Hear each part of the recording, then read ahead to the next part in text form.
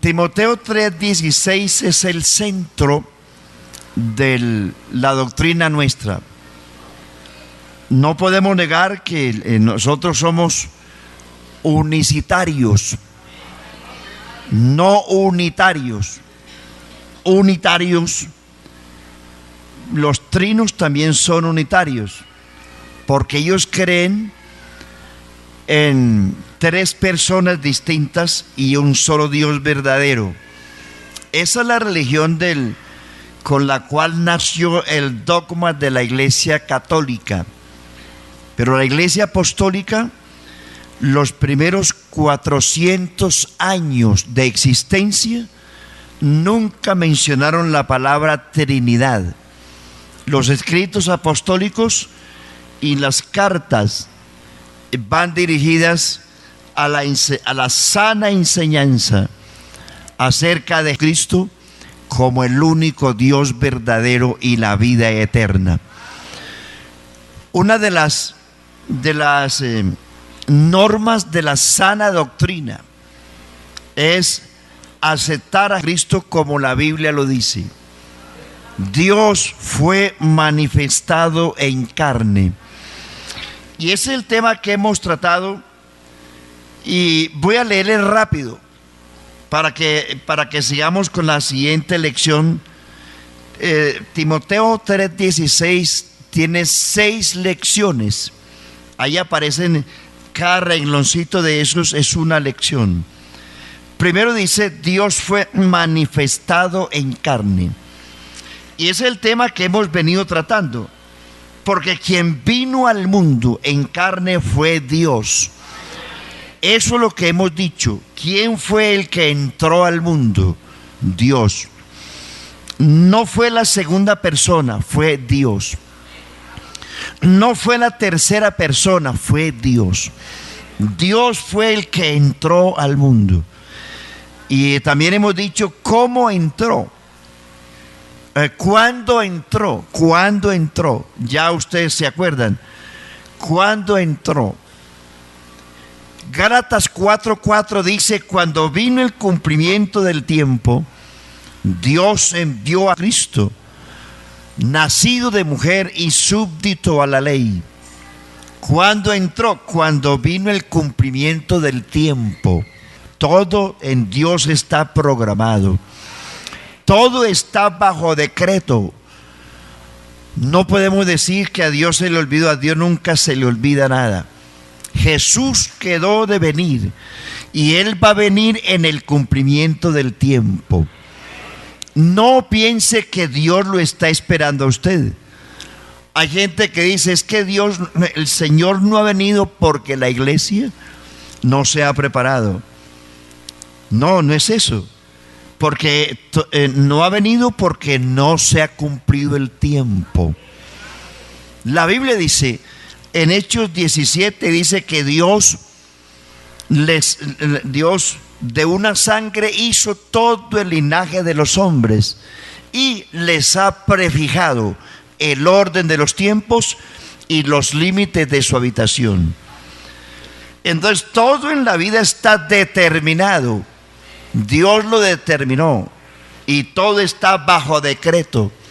Su vida y mi vida está bajo decreto de Dios. Usted no se muere cuando usted quiera. La vida y la muerte están en poder de Dios.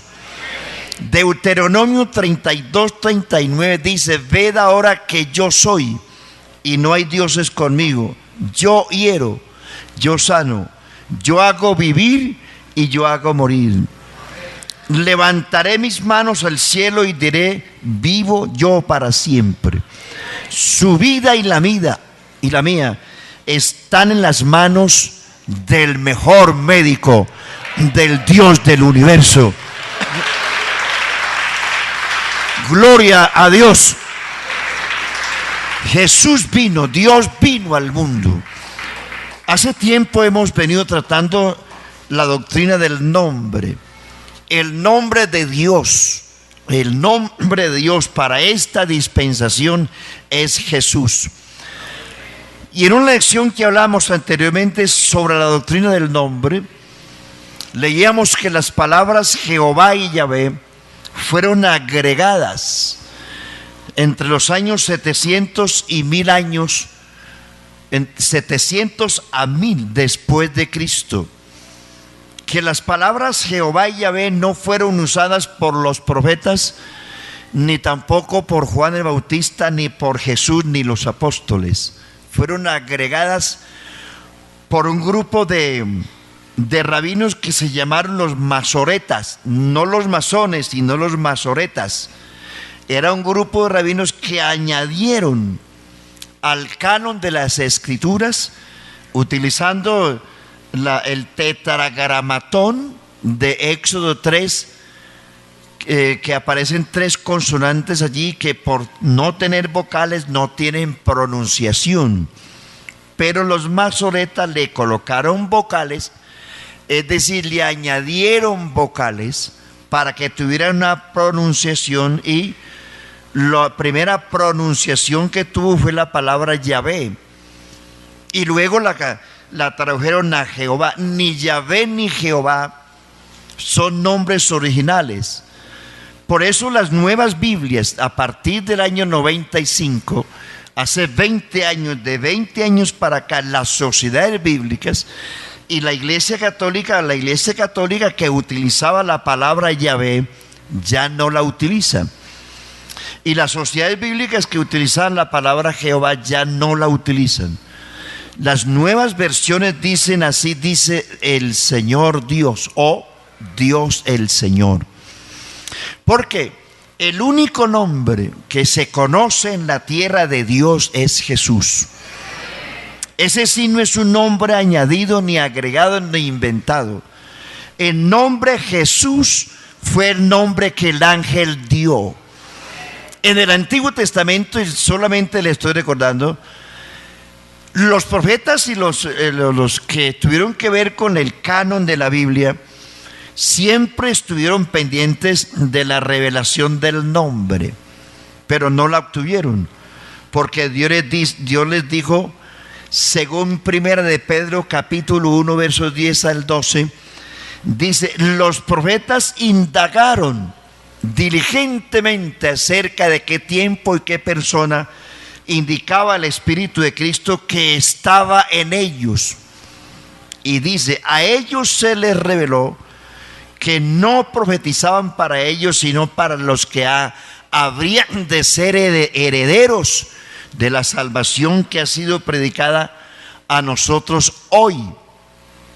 Dice, salvación que fue predicada por el Espíritu Santo, cosas en las cuales anhelan mirar los ángeles. La ley fue dada por medio de ángeles, según dice Hebreos 2, por ángeles. Pero note usted la diferencia. Hebreos capítulo 2 dice: por tanto, es necesario que con más, y hace la comparación de la ley, dice que con más diligencia atendamos a las cosas que hemos oído, no sea que nos deslicemos. Porque si la palabra dicha por medio de los ángeles fue firme, la palabra que dice que fue dicha por medio de los ángeles fue la ley. Porque la Biblia dice que Dios dio la ley a través de ángeles en manos de un mediador. Gloria a Dios, gloria al Señor, hermanos. Entonces dice el escritor a los Hebreos: porque si la palabra dicha por los ángeles fue firme, y toda transgresión y desobediencia recibió justa retribución, hablando de la ley, ¿cómo escaparemos nosotros, la iglesia, si descuidamos una salvación tan grande, la cual, habiendo sido anunciada primeramente por el Señor, nos fue confirmada por los que oyeron, testificando Dios juntamente con ellos con señales y prodigios del Espíritu Santo y diversas manifestaciones del Espíritu según su voluntad? Y dice el mismo Hebreos capítulo 10 verso 26, dice: si pecaremos voluntariamente o deliberadamente, Ya no queda más sacrificio por los pecados, sino una horrenda expectación de juicio y de hervor que ha de devorar a los adversarios. Y dice, el que viola la ley de Moisés, está hablando de lo mismo que habló Hebreos 2. El que viola la ley de Moisés por el testimonio de 2 o 3 testigos muere irremisiblemente. ¿Cuánto mayor castigo pensáis vosotros que merecerá el que pisoteare al Hijo de Dios y tuviere por inmunda la sangre del pacto en el cual fue santificado, e hiciere afrenta al Espíritu de gracia? Pues conocemos al que dijo, mía es la venganza, yo pagaré, dice el Señor. Entonces la comparación que Hebreos 2 y Hebreos 10 hace, compara la ley de Moisés con el Evangelio y presenta el Evangelio por encima de la ley, por una razón simple: porque la ley fue dada por ángeles en manos de un mediador llamado Moisés, pero la gracia y la verdad, según San Juan capítulo 1 verso 17, pues la ley por Moisés fue dada, pero la gracia y la verdad vinieron por medio de Jesucristo. Entonces, la ley de Moisés tenía su justa retribución cuando se violaba, y dice el escritor, cuánto más nosotros que hemos recibido no el Evangelio por ángeles ni en manos de un mediador, sino que fue anunciada primeramente por el Señor. El Evangelio que usted y yo tenemos no lo trajo Moisés, ni lo trajo Juan el Bautista, ni lo trajeron los ángeles, lo trajo el Señor. El Evangelio que usted ha creído y que usted predica, hermano, nació de la boca del Señor. Fue Jesús mismo el que trajo el Evangelio. Y Jesús mismo quiere decir Dios mismo. Entonces en el Antiguo Testamento se buscó eso. 4000 años de historia que tiene el Antiguo Testamento, la gente buscó la revelación de cómo se llamaba Dios. Y Dios les dice, eso no es para ustedes, sino que está reservado para otro pueblo. Por eso San Mateo capítulo 1, versículo 18 en adelante, cuando se revela el nacimiento de Jesús, le dice que Dios, un ángel apareció a José y le dice, María, José, no temas recibir a María tu mujer, porque lo que en ella hay engendrado del Espíritu Santo es, y dará a luz un hijo, y llamará su nombre Jesús. No le quepa la menor duda, ni tenga temor de decírselo al diablo y al que sea, que el nombre de Dios hoy es Jesús. Así no lo crea mucha gente. Amén. Ese nombre lo trajo un ángel. Le dice, no temas. Ese que viene, que es engendrado del Espíritu, se llamará Jesús, porque Él salvará a su pueblo de sus pecados. Y cuando Jesús nació, ya estaban en el pesebre los ángeles. Le dijeron a los pastores que guardaban las vigilias de la noche, he aquí os damos, Lucas 2, 10 y 11 dice, he aquí os damos nuevas de gran gozo, que será para todo el pueblo, que ha nacido en la ciudad de David un Salvador, que es Cristo el Señor. Y San Lucas 19, 10 dice, el Hijo del Hombre vino a buscar y a salvar lo que se había perdido. En la oración sacerdotal de Jesús en San Juan capítulo 17, 2 veces, el verso 6 y el verso 26 de Juan 17, en la oración Jesús como sumo sacerdote, orando dice, les he dado a conocer tu nombre. Hermanos, no tenga la menor duda, el nombre del Padre es Jesús. El único nombre que Jesús dio a conocer fue Jesús. ¿Sí me entendió? El único nombre que Jesús dio a conocer fue el nombre de Jesús. Juan 5:43 dice: yo he venido en nombre de mi Padre y no me habéis conocido. Otro vendrá en su propio nombre, hablando del anticristo, y a ese recibirán.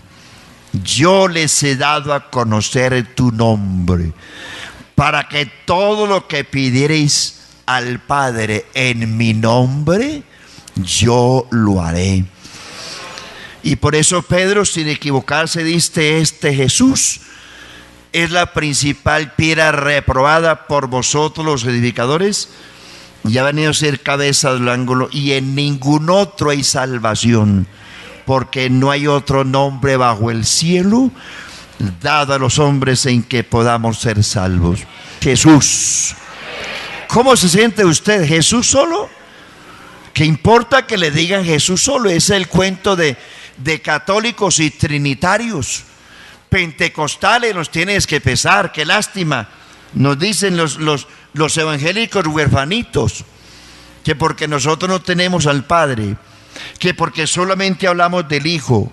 Resulta que el que tiene al Hijo tiene al Padre. Resulta que el nombre del Hijo es el nombre del Padre también. Porque en Jesús habita toda la plenitud de la deidad. Los que están huérfanos son otros. Son otros. Entonces, ¿cómo?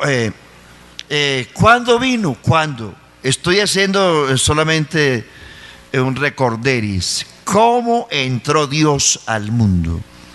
Bueno, ya lo sabemos. Dios entró al mundo manifestado en carne. Hermanos, se lo recuerdo.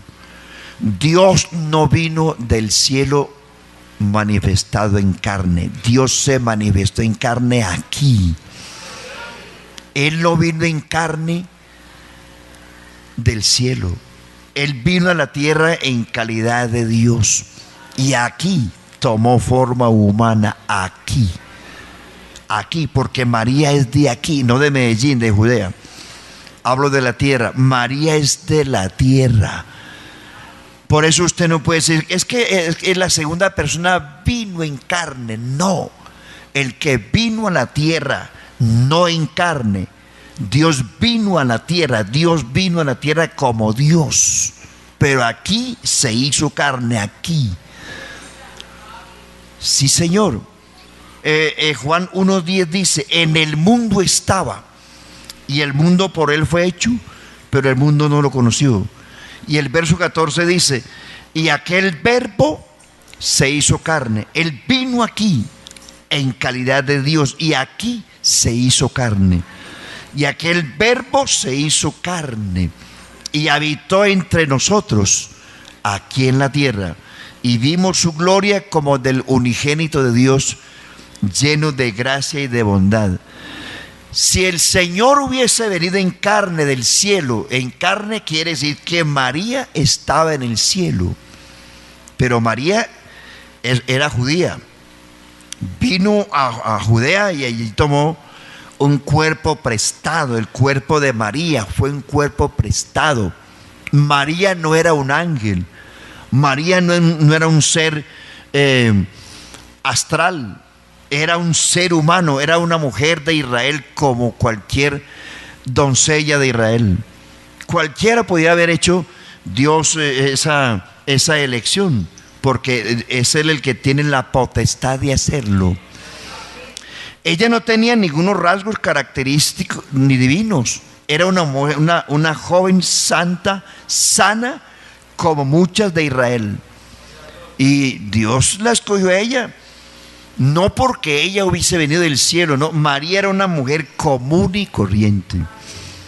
De eso hay que tener claridad. Porque la Iglesia Católica dice que María fue concebida sin pecado original. Eso es carreta. Eso es herejía. Por allá andan con la sangre de Juan Pablo II. ¿Se dio cuenta? Usted se la perdió. Hoy estaban en Marinilla, hermano. con la sangre de Juan Pablo II. Mire, ni la sangre de Jesús, que sí es inmaculada. No le dieron tanta importancia, hermano. Todo eso es herejía. Eso es una profanación. Eso es un desafío a Dios. Es una aberración idolátrica. Eso no es así. El único digno de gloria se llama Jesús. Gloria a Dios. Hermano, y la única sangre que merece reverencia y respeto es la sangre de Cristo, porque la sangre de Cristo nos limpia de todo pecado. La sangre de cualquiera de nosotros, no importa la investidura que tenga, es sangre contaminada. Aún la sangre de María, porque era sangre de Adán. María no nació, como dicen los romanos, que sin pecado original. Eso es carreta. María nació como nació cualquier mujer. El único misterio allí de la concepción de Jesús fue que Él fue engendrado del Espíritu, por el Espíritu. Pero Jesús nació como nace cualquier ser humano. Pues dice la Biblia que Jesús en su nacimiento abrió matriz, dice la Biblia. Y dice 1 Juan 5:6, dice: este Jesús que vino mediante agua y sangre. Es decir, que fue un nacimiento normal. El misterio y el milagro allí no fue el nacimiento, sino el engendramiento. El único que vino a la tierra sin pecado y sin mancha es Jesús. No le quepa la menor duda. El hecho de que nosotros no invoquemos a María aquí en nuestros cultos, eso no quiere decir que nosotros seamos profanos. Y siempre toda la vida nos han dicho: es que los evangélicos son malos porque no creen en María. Nosotros creemos de María lo que la Biblia dice, no lo que dice Roma. Nosotros sabemos que María fue una mujer irreprensible, y por haber sido una mujer irreprensible, Dios la escogió para tomar forma humana allí. Pero ella no tiene ningún misterio divino. ¿Cómo le parecen las contradicciones? Dice que María nació sin pecado original, pero últimamente se inventaron el cuento de que María ascendió a los cielos en cuerpo y alma en el año 1950. O sea que estuvo 1950 años en el polvo de la tierra. O sea que no era divina, porque si murió era porque no era divina. Y se inventaron entonces el cuento, el dogma romano, que ha sido mentirosa toda la vida, de que María subió en cuerpo y alma en el año 1950, es decir, ¿hace cuánto? 65 años. ¿Y en dónde estuvo antes? Esa carreta solamente se la come se la cree la pobre gente que ha vivido engañada toda la vida. Hermanos, amigos, el único digno de culto y de adoración es Jesús. Es Jesús, nadie más. Romanos capítulo 1 verso 25 dice: ya que cambiaron la gloria del Dios en semejanza de imagen de hombre corruptible, de aves, de cuadrúpedos y de reptiles. Y luego dice: cambiaron la verdad de Dios por la mentira, honrando y dando culto a las criaturas antes que al Creador, el cual es bendito por los siglos de los siglos. Nosotros creemos de María lo que la Biblia dice. No creemos que a María se le tenga que rendir culto, ni siquiera a los ángeles. No, Señor. Y menos a una estatua de mármol o de yeso o de lo que sea. Uno de los pecados por los cuales Israel fue condenado a vagar por el desierto y que muchos no entraron fue la idolatría. Y hoy vemos la religión como ve una gente como tan buena gente, como tan inofensiva, pero están llenos de camándulas, de medallas. Usted va a las casas de ellos, están llenos de altares, de ídolos. Amigo, hermano, puede ser que usted no sea un borracho, ni un adúltero, ni un sicario, ni un ladrón, pero el pecado de la idolatría es un pecado igual al pecado del robo, de cualquiera de esos pecados groseros en la Biblia. Y uno de los pecados que más ofende a Dios es la idolatría.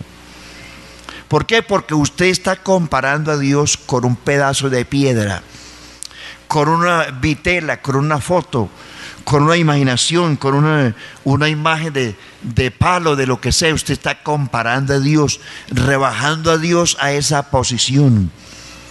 Amigos y hermanos, Dios ni siquiera se parece a eso.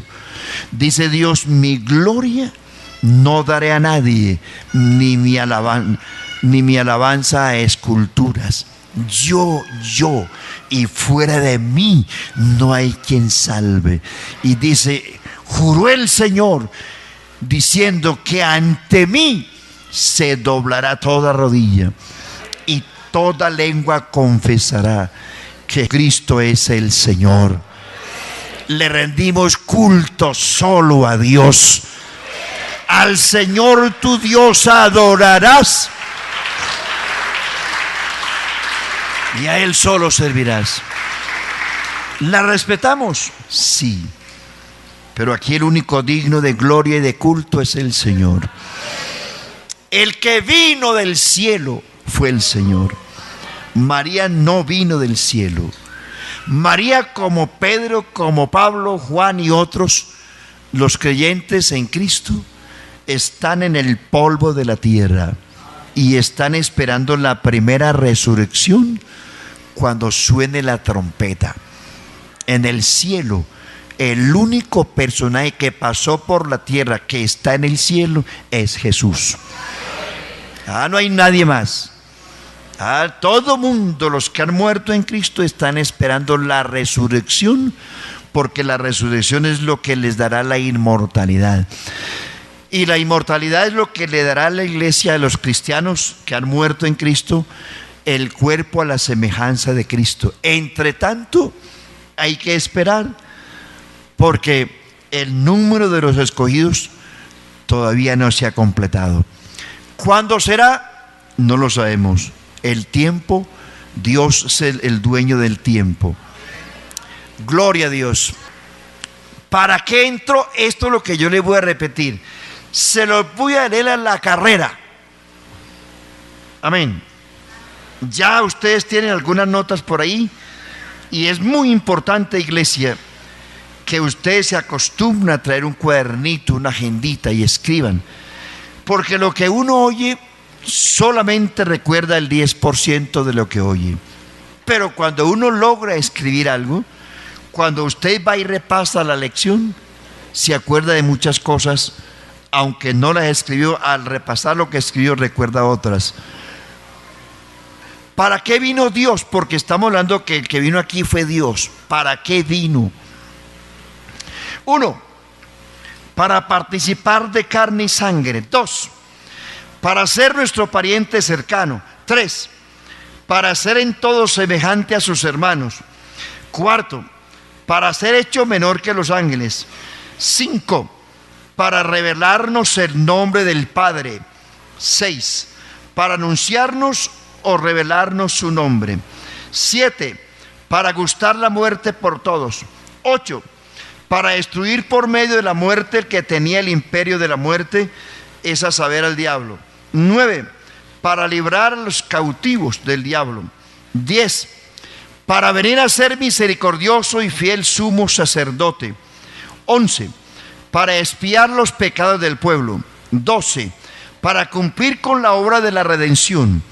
13, para socorrer a los que son tentados, a la descendencia de Abraham. 14, para enseñarnos cómo se adora a Dios. Y 15, para llevar muchos hijos a la gloria. Este es el multipropósito de Dios al entrar al mundo manifestado en carne. Gloria al nombre de Jesús. La segunda lección que ahí aparece en el verso 16 de lo que estamos estudiando es: Dios fue manifestado en carne y justificado en el Espíritu. Dice ahí, ¿cierto? ¿Qué dice ahí? Indiscutiblemente, grande es el misterio de la piedad. La primera lección es: Dios fue. La segunda es justificado. En la Biblia la palabra justificar quiere decir declarar inocente o libre de toda culpa a un culpable. Eso sí se aplica desde el punto de vista de nosotros, los seres humanos. Es decir, dice Romanos 5:1, dice: justificados pues por la fe, tenemos paz para con Dios por medio de nuestro Señor. Entonces, nosotros como seres humanos y pecadores que fuimos, nosotros fuimos declarados inocentes, sin culpa, después de haber sido grandes pecadores. Pero fuimos declarados justos a través de la obra del Señor Jesús en la cruz. Eso dice la Biblia, desde el punto de vista de nosotros.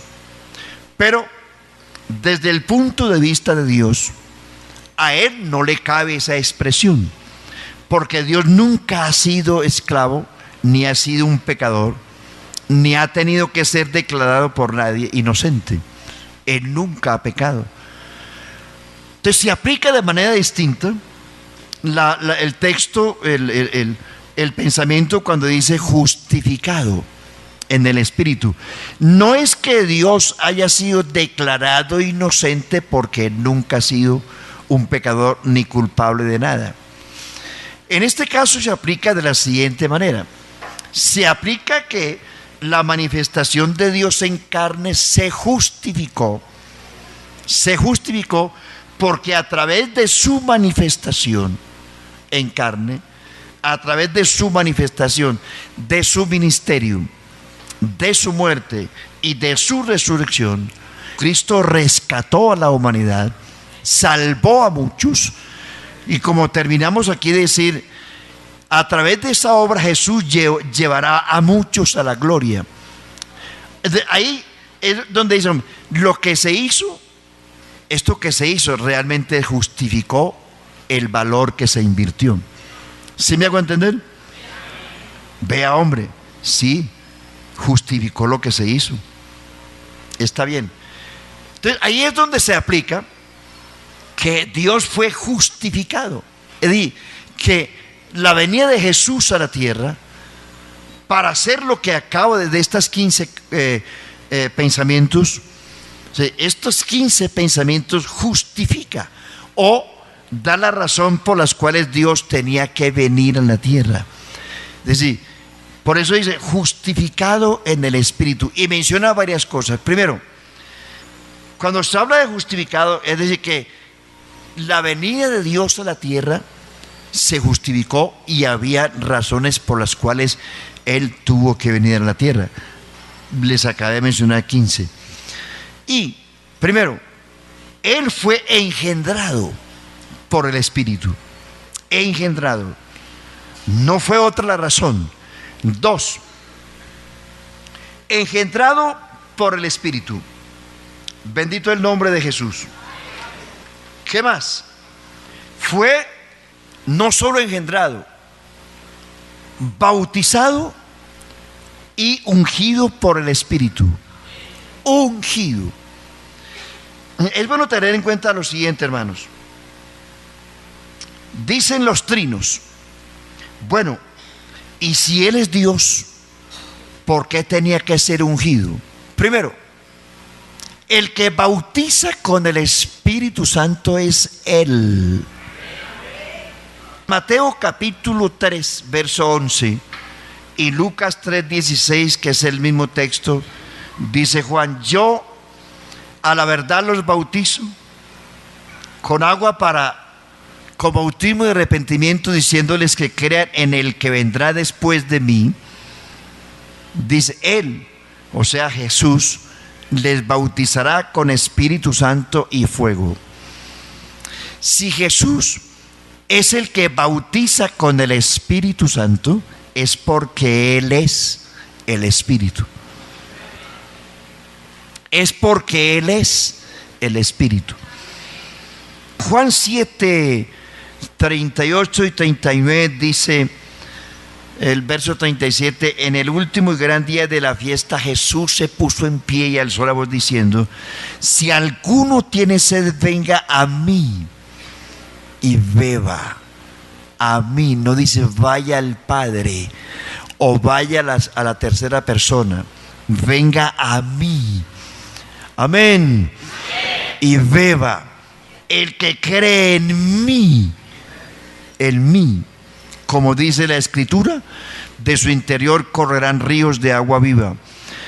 Esto dijo del Espíritu que habían de recibir los que creyesen en Él, porque aún no había descendido el Espíritu Santo, porque Jesús no había sido aún glorificado. Ahí claramente está diciendo que Él es el Espíritu, que Él es el que bautiza. San Juan 4:10 le dice Jesús a la samaritana: si conocieseis el don de Dios, ¿y quién es el que te pide agua viva?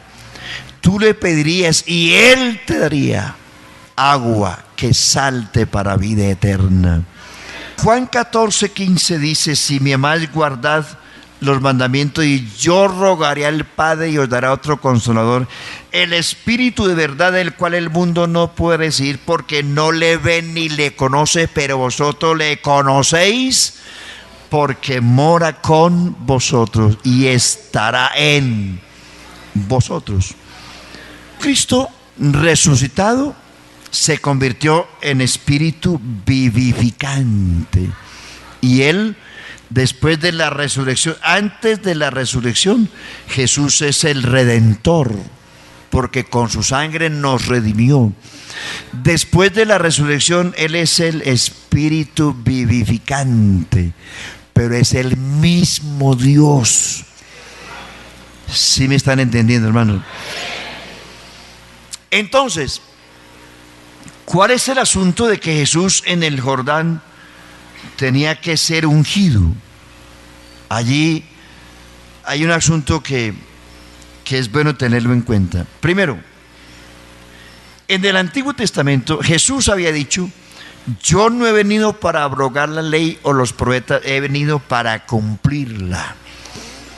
En el Antiguo Testamento, según la ley, el profeta, el sacerdote y el rey tenían que pasar por una ceremonia. En Israel se preparaba un aceite, un perfume finísimo compuesto de 5 especies que se llamaba la unción. Y cuando se ordenaba un sacerdote, el profeta ungía al sacerdote con ese aceite. Y cuando era un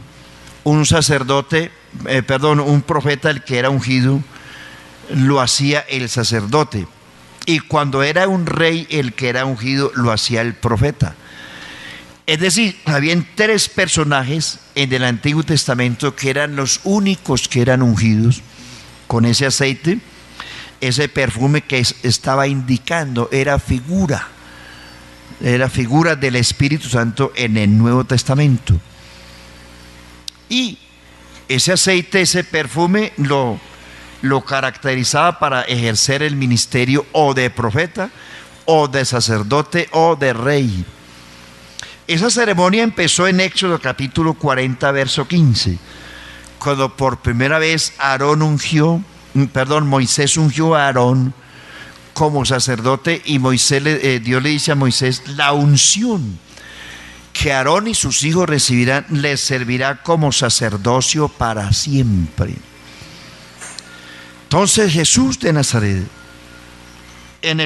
vino a la tierra en calidad de Dios, pero también Él ejerció el ministerio de profeta, sacerdote y rey. Entonces, allí en el Jordán usted ve a Dios manifestado en carne, pero también allí ve al profeta, al sacerdote y al rey en una sola persona. Entonces, Jesús, para dar cumplimiento a lo que era profeta, sacerdote y rey, tenía que ser ungido para cumplir la ley, porque la ley así lo establecía. Por eso cuando Juan el Bautista se negaba a bautizar a Jesús, Jesús le dice: deja ahora para que se cumpla toda justicia.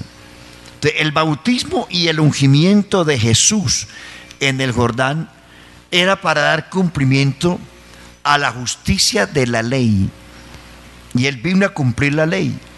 Jesús fue profeta, sacerdote y rey. Jesús ejerció, entonces por eso es que estamos diciendo de esa ceremonia que era conforme la ley.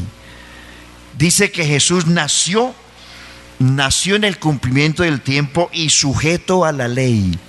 Jesús se circuncidó, o lo circuncidaron en el tiempo que la ley señalaba, porque Él vino a cumplir la ley.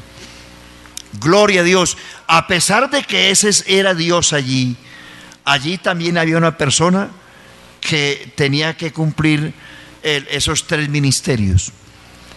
Como profeta, Jesús en la tierra ejerció el ministerio de profeta. El profeta lo que hacía era proclamar y predecir. Proclamaba y predecía. Jesús como profeta proclamó el evangelio para su tiempo y predijo lo que ocurriría después de su muerte y su resurrección. Gloria a Dios. Jesús hasta la cruz desempeñó el ministerio de profeta. Después de su resurrección, hoy Jesús desempeña el ministerio de sacerdote. Hoy tenemos en el trono de gracia al sumo sacerdote. No tenemos un juez en el trono. Hoy, después de la resurrección, tenemos un sacerdote. Por eso, iglesia, nosotros tenemos una bendición muy grande. No tenemos un juez que nos mira y nos acusa y nos condena.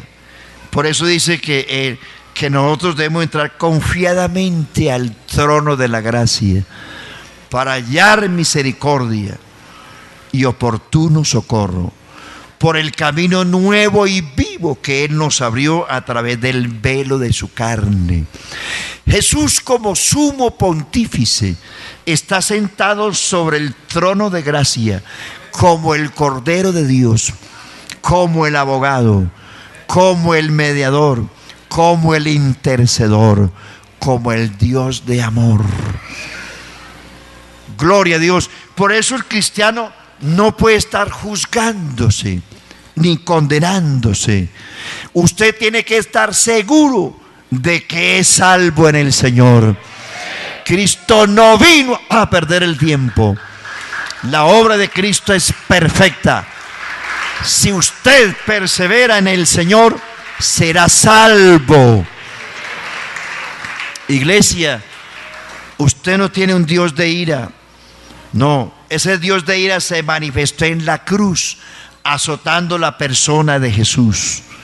Pero desde ese momento usted tiene un sacerdote, un pontífice, un abogado, un intercesor, un mediador, un pastor en el cielo. Aboga por usted, está aquí. ¿Qué habremos de pedir como conviene?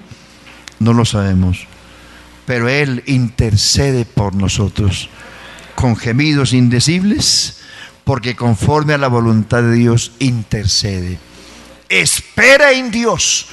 ¿Por qué te abates, oh alma mía, y te turbas dentro de mí?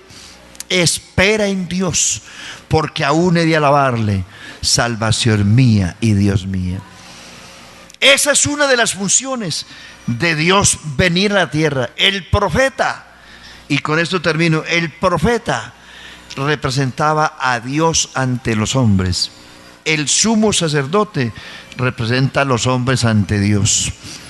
En el Edén, el hombre y Dios caminaban juntos, charlaban juntos, dialogaban juntos. Cuando el hombre pecó, el hombre y Dios se dieron la espalda.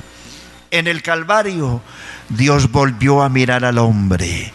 En el arrepentimiento, el hombre vuelve a mirar a Dios. Y en el bautismo del Espíritu Santo, el hombre y Dios se conjugan para hacer una sola cosa en el Señor. Por eso que viva el Evangelio, hermano, viva el Evangelio. Y abrace el Evangelio, porque es lo más grande que al ser humano le puede haber ocurrido en la tierra. Gloria a Dios, hermanos. Démosle gracias a Dios, hombre. Tenemos un Dios maravilloso, soberano Dios. Te doy gracias en esta noche, porque tú eres muy bueno. Porque tú eres bueno, Señor, nuestro sumo sacerdote.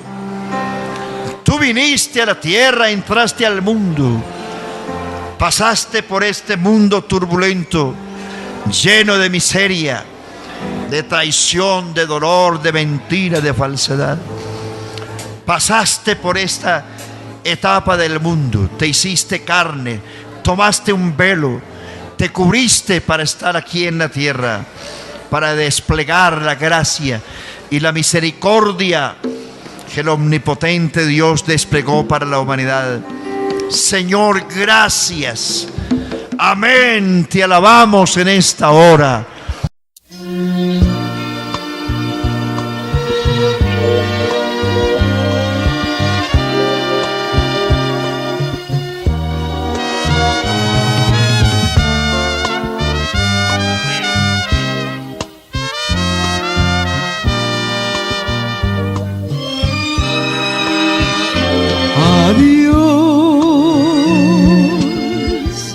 Que el Salvador os guarde y con su gracia os conserve. Adiós y hasta otro día. Que el Señor os dé su paz.